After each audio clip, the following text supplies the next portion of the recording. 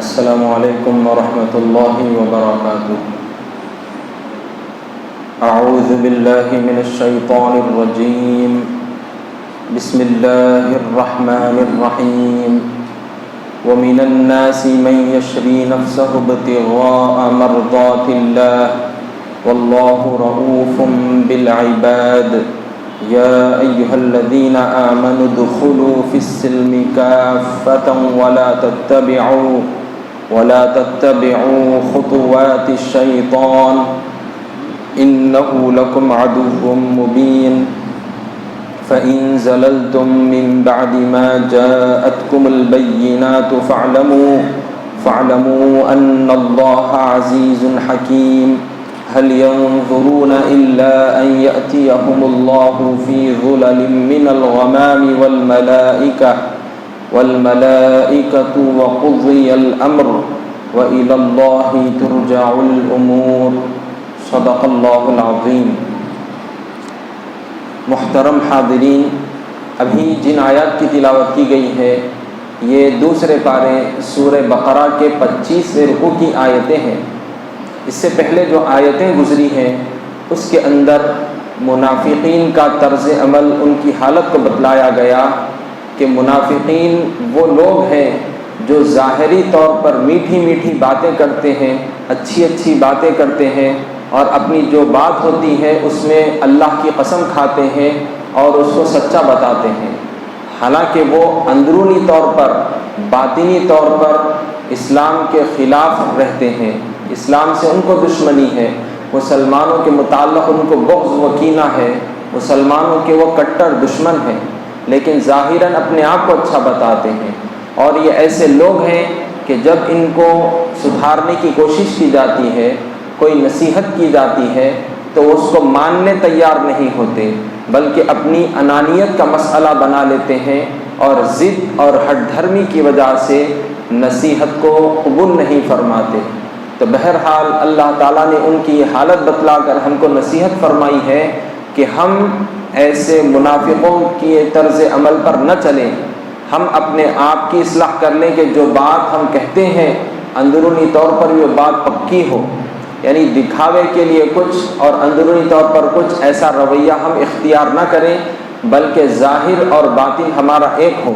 بات صحیح صحیح کریں اور غلط باتوں پر، غلط کاموں پر اللہ کی قسم ہرگز نہ کھائیں، جیسا کہ منافقین کھاتے تھے۔ تو ہم ایسے اعمال ہرگز نہ کریں، اور اسی طرح سے لڑائی جھگڑا اور لوگوں میں پھوٹ ڈالنا، فتنہ اور فساد پھیلانا، لوگوں کی معیشت کو، ان کے مال کو برباد ہرگز نہ کریں۔ یہ طرز عمل منافقوں کا ہے۔ اگر ایسا کرو گے تو پھر ایسے لوگ، یہ جو منافقین ہیں، یہ تو دوزخ میں جانے والے ہیں، اور جو ان کی پیروی کرے گا وہ بھی دوزخ میں جائے گا۔ اب الغرض ان آیتوں کے بعد اب جو آیتیں آج جو پڑھی گئی ہیں ان میں اللہ تعالیٰ نیکوکاروں کی صفت کو بتلا رہا ہے کہ اللہ والے کیسے ہوتے ہیں، اللہ کے فرما بردار بندے کیسے ہوتے ہیں۔ وہ اپنی جان کی، مال کی، کسی کی بھی پرواہ نہیں کرتے، بس اللہ اور اس کے رسول کی فرما برداری میں ہر چیز وہ لٹا دیتے ہیں۔ اللہ کا فرمان سنیے کہ وَمِنَ النَّاسِ مَن يَشْرِي نَفْسَهُ ابْتِغَاءَ مَرْضَاتِ اللَّهِ وَاللَّهُ رَءُوفٌ بِالْعِبَادِ۔ اور ایک شخص ایسا بھی ہے کہ اللہ کی خوشنودی حاصل کرنے کے لیے اپنی جان تک بیچ ڈالتا ہے، اور اللہ اپنے بندوں پر نہایت مہربان ہے۔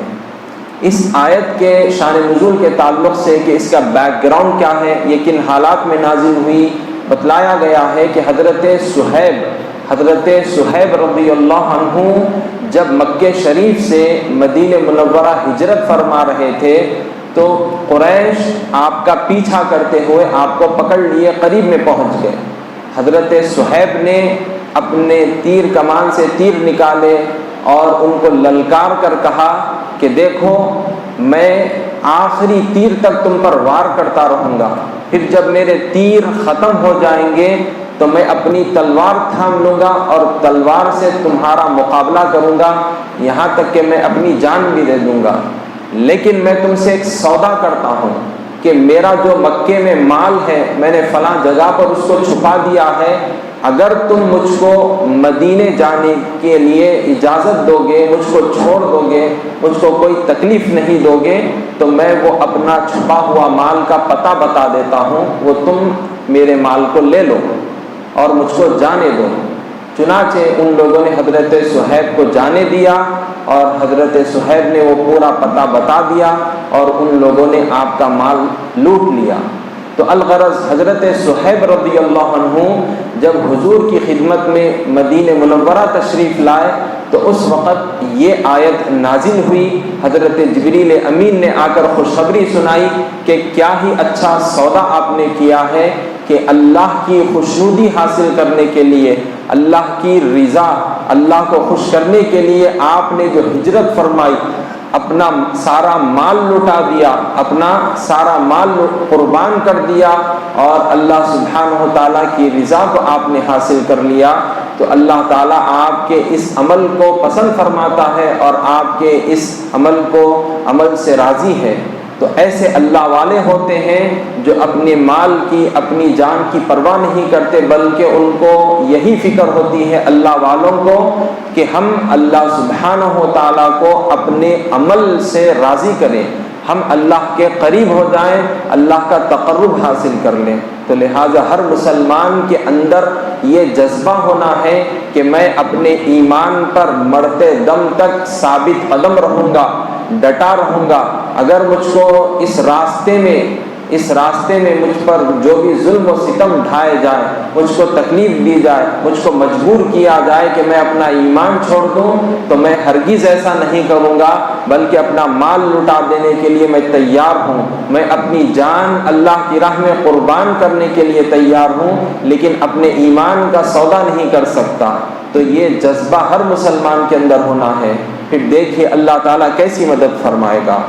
اب مزید آگے اللہ کا فرمان ہے اور جس میں تمام لوگوں کو، تمام مسلمانوں کو یہ حکم دیا جا رہا ہے کہ وہ